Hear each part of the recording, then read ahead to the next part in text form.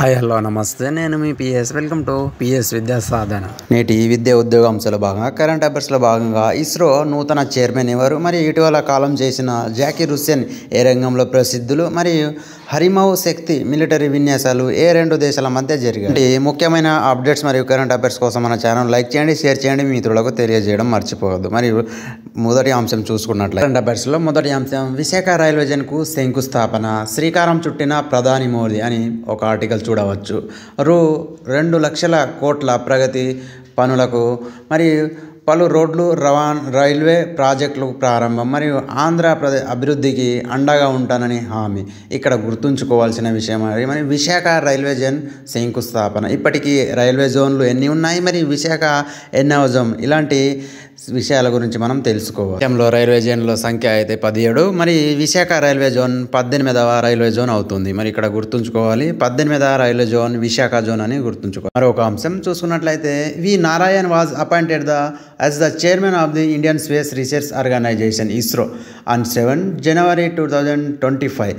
మరి ఇస్రో నూతన చైర్మన్గా వి నారాయణని మనం గుర్తుంచుకోవాలి. మరి 14న బాధ్యత స్వీకరణ. మరి భారతదేశ అంతరిక్ష పరిశోధన సంస్థ అయినటువంటి ఇస్రో కొత్త చైర్మన్గా డాక్టర్ వి నారాయణ్ నియమితులయ్యారు. మరి సంస్థకు ప్రస్తుతం బాధ్యతలు వహిస్తున్న ఎస్ సోమనాథన్ ఆయన 14 నుంచి బాధ్యతలు స్వీకరిస్తారు.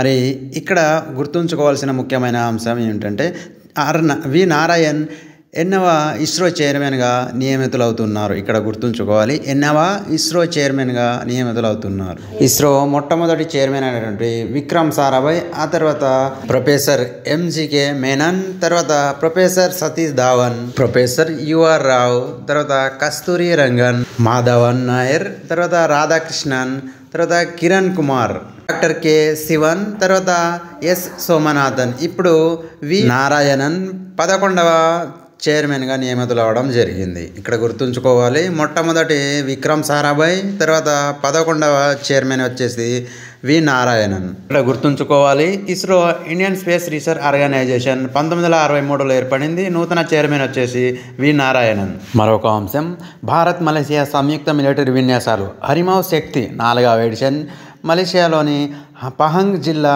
బెటంగ్ క్యాంప్లో డిసెంబర్ 2 నుంచి 15 వరకు నిర్వహించారు. ఇక్కడ గుర్తుంచుకోవాలి, హరిమౌ శక్తి విన్యాసాలు మలేషియా మరియు భారత్ మధ్య మలేషియాలోని పహంగ్ జిల్లాలో జరిగాయి. మరొక అంశం, ఆంధ్రప్రదేశ్ రాష్ట్రం తిరుపతి జిల్లా శ్రీహరికోటలోని Satish Dhawan space centre SAR నుంచి ఇస్రో PSLV C959ను విజయవంతంగా ప్రయోగించింది. యూరోపియన్ స్పేస్ ఏజెన్సీ చెందిన ప్రోబో 3 ఉపగ్రహాన్ని ఈ రాకెట్లోకి నింగిలోకి దూసుకెళ్ళింది. మరి ఇక్కడ గుర్తుంచుకోవాలి, PSLV C59ను ఉపయోగించింది. మరి ఏ దేశానికి చెందిన యూరోపియన్ స్పేస్ ఏజెన్సీకి చెందిన ప్రోబో 3.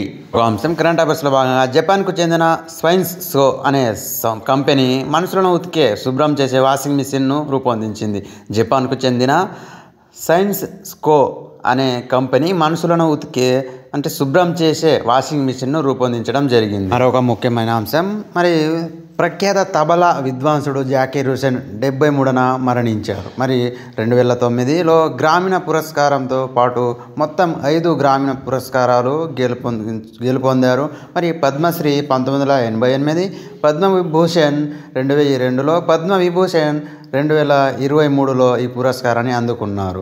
మరి ఈయన ప్రఖ్యాత తబలా విద్వాంసుడు అని గుర్తుంచుకోవాలి. మరొక అంశం, క్రీడలకు సంబంధించిన అంశం, ప్రపంచ ర్యాపిడ్ చెస్ ఛాంపియన్షిప్ టైటిల్ను తెలుగు అమ్మాయి కోనేరు హంపి గెలిచింది. ఈ ఘనత సాధించిన మొదటి భారతీయ ప్లేయర్గా రికార్డు నెలకొల్పింది. ప్రపంచ rapid chess championship title Telugu అమ్మాయి కోనేరు హంపి గెలవడం మనకు గర్వకారణం. ఇక్కడ గుర్తుంచుకోవాలి, తెలుగు అమ్మాయి కోనేరు హంపి. మరొక అంశం, ముఖ్యమైన అంశం, భారతీయ రిజర్వ్ బ్యాంక్గా RBI గవర్నర్గా 26వ గవర్నర్గా సంజయ్ మల్హోత్రా డిసెంబర్ 11న బాధ్యతలు చేపట్టారు.